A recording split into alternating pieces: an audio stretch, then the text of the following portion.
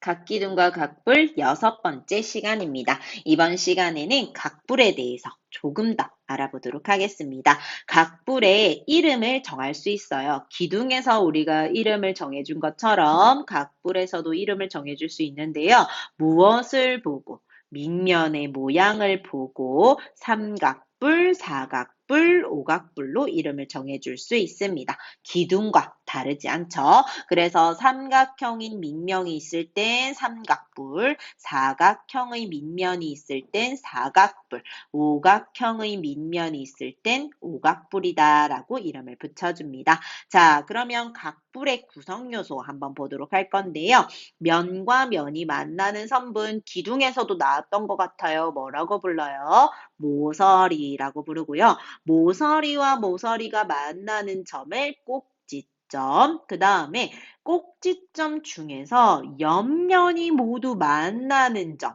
자, 각불을 한 번 더 확인해 보면요.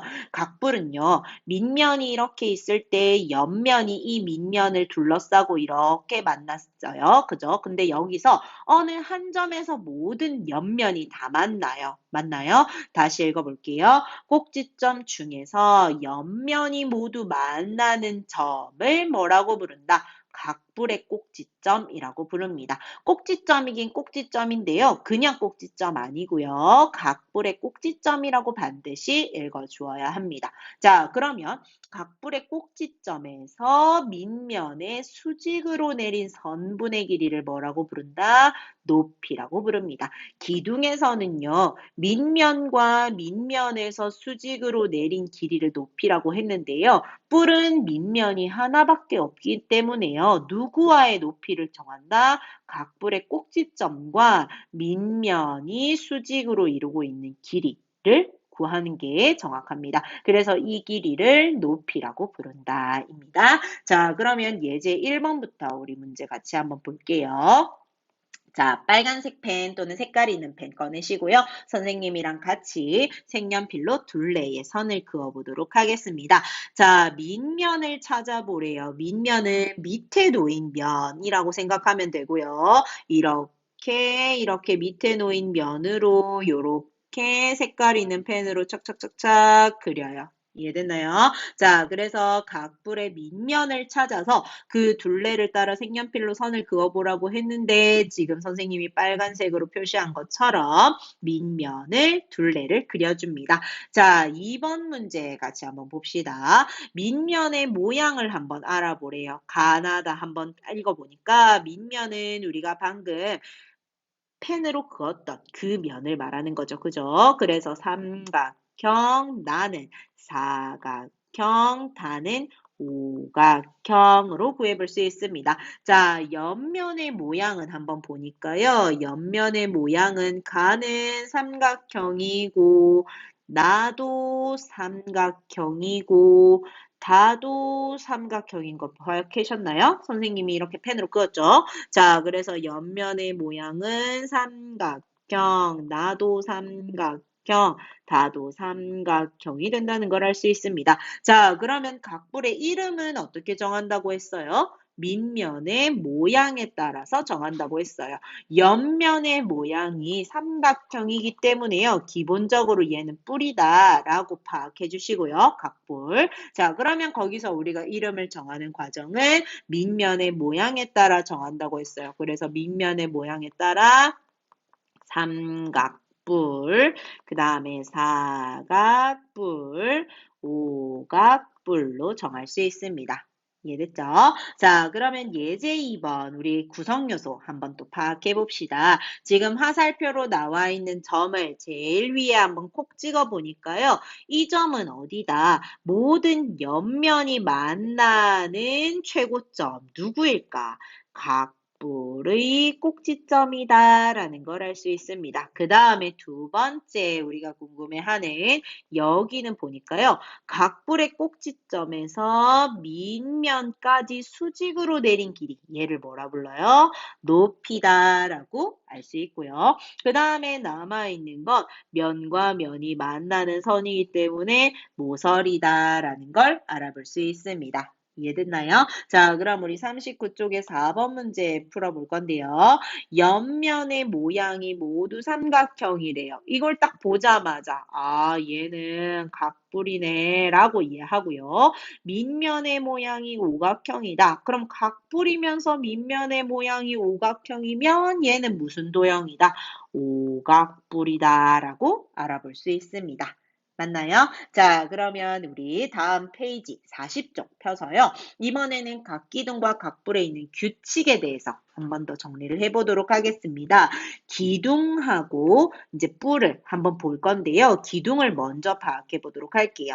기둥은요, 삼각기둥, 사각기둥, 오각기둥에서요, 한 밑면의 변의 수라는 게 사실 모양을 뜻하는 거죠. 그죠? 그래서 모양이 삼각형이기 때문에 변이 3개, 사각형이라서 변이 4개, 오각형이라서 변이 5개라는 걸 알 수 있어요. 자, 그러면 꼭지점의 수는 한번 파악을 해보니까요. 삼각 기둥은 지금 빨간색으로 표시한 몇 개가 있나요?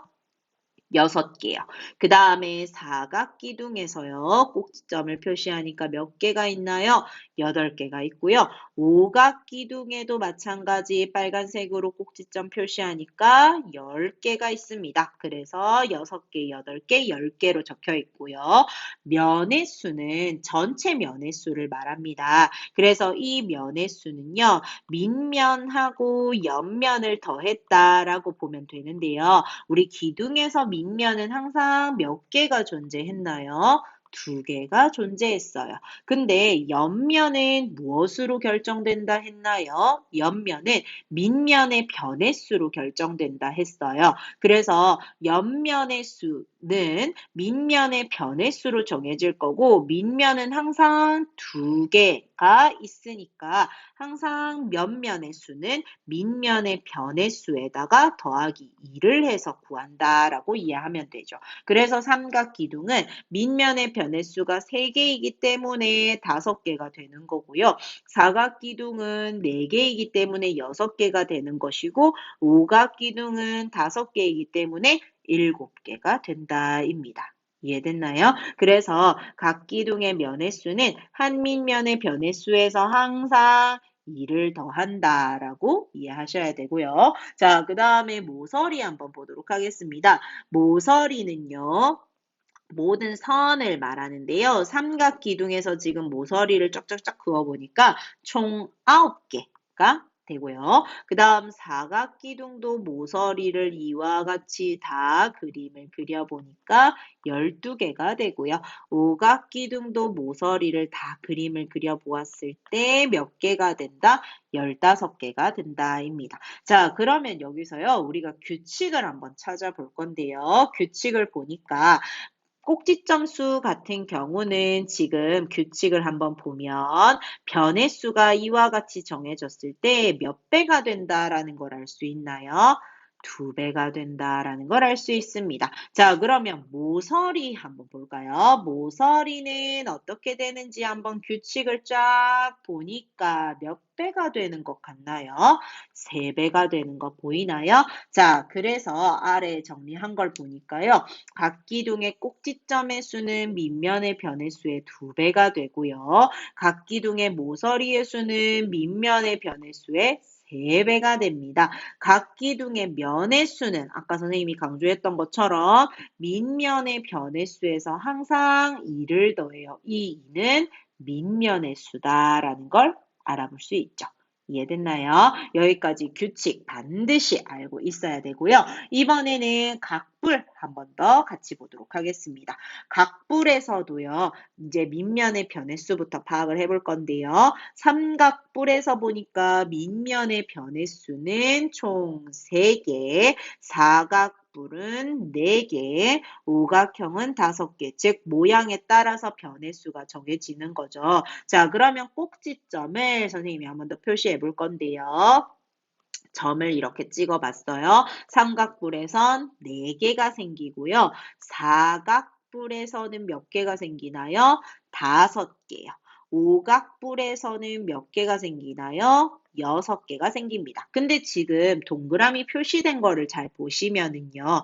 밑면에서 거의 꼭지점이 대부분이 나오고요. 마지막에 각불의 꼭지점 하나씩만 콕콕콕 더 해줬어요. 그죠?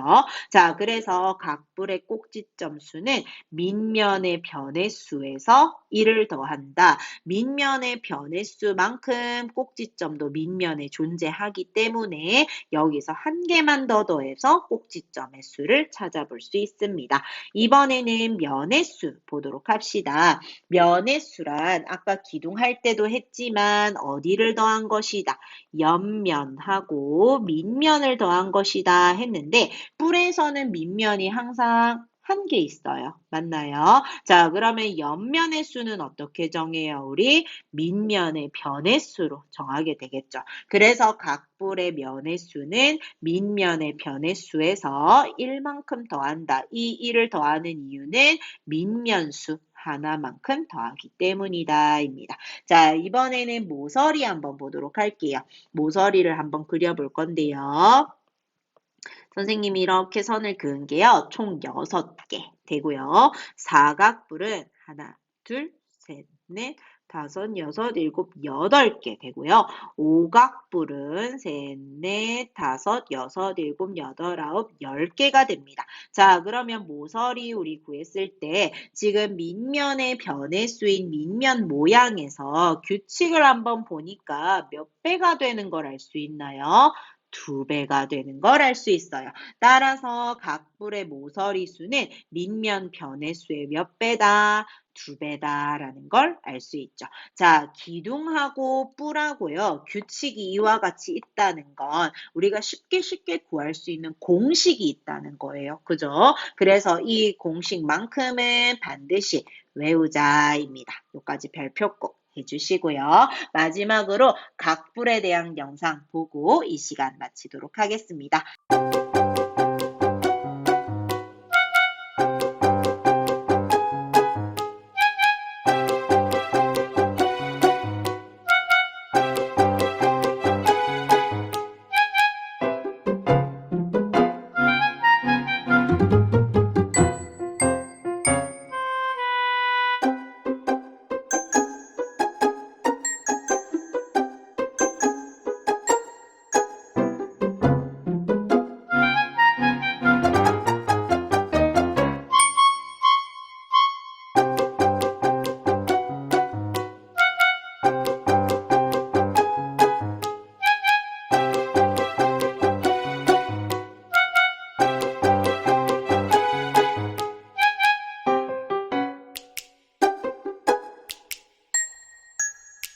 수고하셨습니다.